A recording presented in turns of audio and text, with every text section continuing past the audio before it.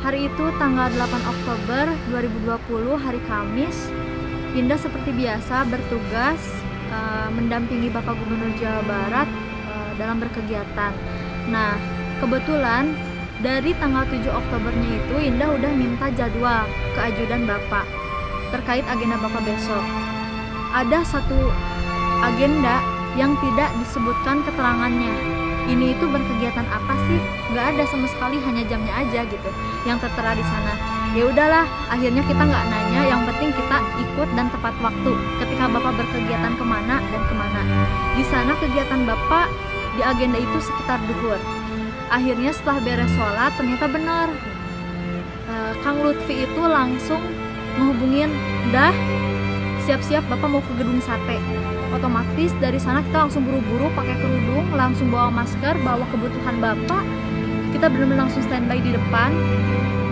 Di sana kita belum ke gedung sate aja udah tegang karena kita udah tahu bahwa di gedung sate ada demonstran juga. Dan dari sana kita udah berpikir, wah kayaknya agenda Bapak yang duhur ini mau menemui para demonstran. Dari sana kita udah berpikir yang aneh-aneh, yang macam-macam. Kita takut keselamatan Bapak terancam di sana. Apalagi kita ajudannya itu perempuan yang bisa dibilang mini-mini gitu. Kita bingung apakah kita bisa jaga Bapak. Tapi kita percaya Bapak punya tim yang hebat. Dan masyarakat Jawa Barat itu pasti sayang sama Bapak gitu. Masyarakat Jawa Barat itu hanya butuh kepastian. Nah dari sana kita OTW sekitar setengah 12 lebih setelah sholat duhur. Kita OTW langsung ke gedung sate. Patwa dan Wapi benar-benar mengamankan Bapak dari mulai jalanan dan lain sebagainya agar terhindar dari massa juga yang ada di jalanan. Alhamdulillah udah sampai di gedung sate, kita langsung mengadakan rapat terlebih dahulu bersama para petinggi yang lainnya. Ada Kapolda, ada Pangdam dan lain sebagainya. Akhirnya kita di sana benar-benar nunggu Bapak rapat bersama para petinggi tersebut untuk memutuskan hasil dari rapat tersebut agar si massa dan para demonstrannya itu bisa mendapatkan kepastian daripada pemimpinnya. Nah setelah Bapak beres rapat bersama para petinggi waktu itu, ketika Bapak keluar kan kita sebagai ajudan milenial sudah standby hand sanitizer, facial dan kebutuhan Bapak kayak sarung tangan dan lain sebagainya. Karena kita udah tahu kalau Bapak akan menemui perwakilan dari para demonstran, khususnya perwakilan dari serikat buruh. Nah ketika Bapak keluar kita udah nyemprotin hand sanitizer ke Bapak, langsung Bapak bilang dan balik badan, ini ajudan milenial jaga jarak ya, jangan dekat-dekat nanti bahaya. Walpri tolong, ini ajudan milenial jagain.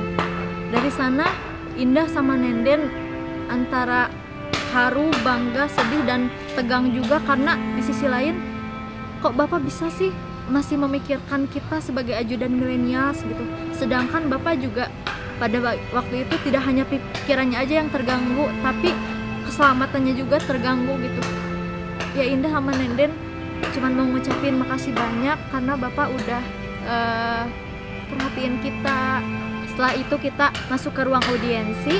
Di sana benar-benar ada perwakilan dari serikat buruh dan kita sesuai dengan instruksi Bapak, kita jangan dekat-dekat, kita hanya dokumentasi sedikit terkait apa sih yang ingin disampaikan oleh buruh, oleh perwakilannya itu kepada Bapak. Begitupun apa yang disampaikan oleh Bapak kepada para buruh itu. Nah, alhamdulillah di sana menemukan titik terang bahwa Bapak di sana sudah membuat surat keputusan terkait penyampaian aspirasi ini kepada Presiden Joko Widodo. Nah, di sana benar-benar menjadi menjadi penerang lah bagi para buruh, para demonstran, mahasiswa dan lain sebagainya ketika sudah mengadakan audiensi tersebut. Nah, dari sana kita sebagai ajudan milenial berpikir bahwa Bapak tidak akan turun ke massa. cukup para perwakilannya itu yang menyampaikan kepada para demonstran itu. Ternyata tidak, teman-teman. Ternyata Bapak memutuskan untuk menemui para demonstran di depan gedung sate. Walaupun tadi kita sudah diwanti-wanti oleh Bapak, tapi tetap ada kerteg hati bahwa kita harus ikut turun juga. Bapak terluka, kita juga harus terluka. Bapak kenapa-kenapa, kita juga harus kenapa-kenapa. Tapi yang paling penting itu Bapak itu tidak boleh kenapa-kenapa. Nah, dikawalnya sama kita gitu.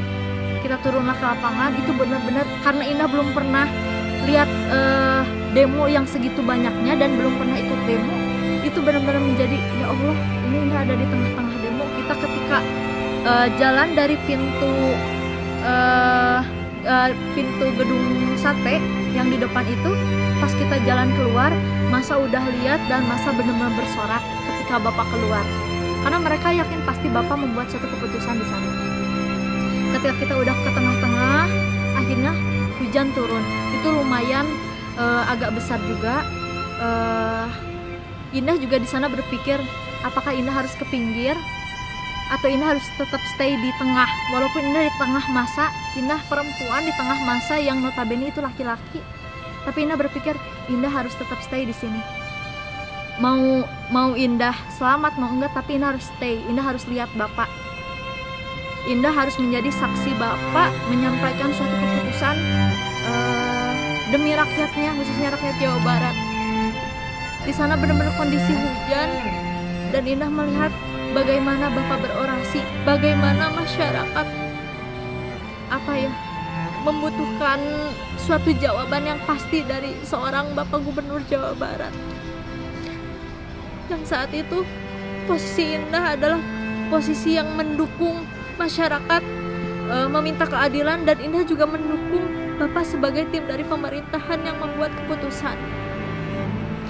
Itu benar-benar Indah melihat Bapak orasi, Bapak menyampaikan sesuatu, dan Indah melihat masa yang berteriak, masa yang bahagia, yang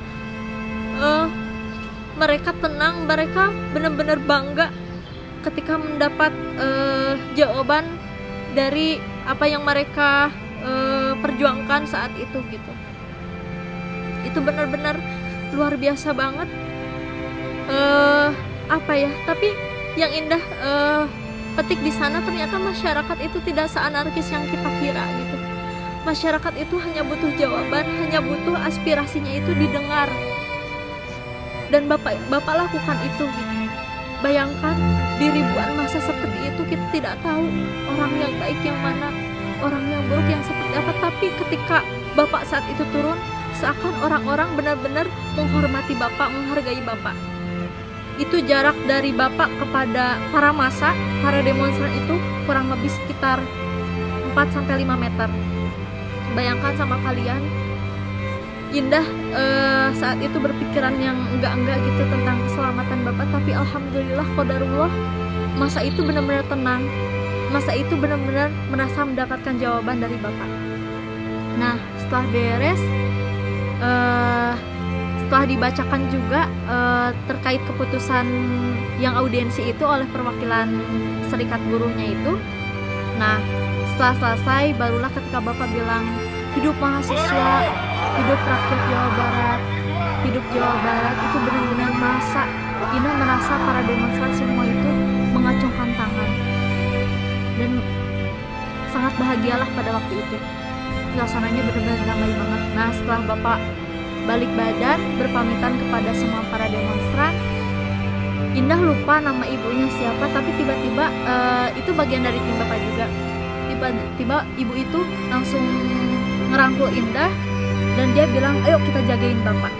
Kita benar-benar masa di belakang kita benar-benar sama ibu itu rangkulan, jaga Bapak di sebelah sini, di sebelah sana itu ada tim Bapak, tim Patwa dan Wapri. Kita benar-benar jagain Bapak di tengah hujan yang saat itu yang berlangsung gitu.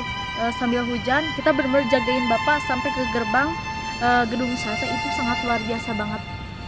Indah berpikir ketika suasana genting seperti itu, tidak dipandang gender Indah itu perempuan atau laki-laki gitu. Walaupun Indah perempuan, ketika Indah menjadi ajudan, Indah harus bisa menjaga Bapak. Intinya dari sana yang Indah dapatkan, seorang pemimpin itu wajib perlu mendengarkan aspirasi dari rakyatnya. Dan yang rakyat butuhkan itu adalah kepastian.